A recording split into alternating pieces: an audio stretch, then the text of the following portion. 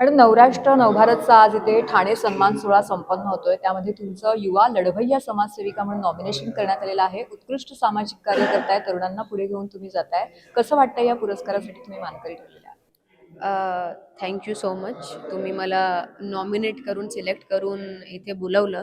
तर नवभारत आणि नवरत्न जे प्रोग्राम करत आहे, आय एम व्हेरी शुअर मला खूप मोटिवेशन भेटेल आजच्या प्रोग्राम झाल्यानंतर.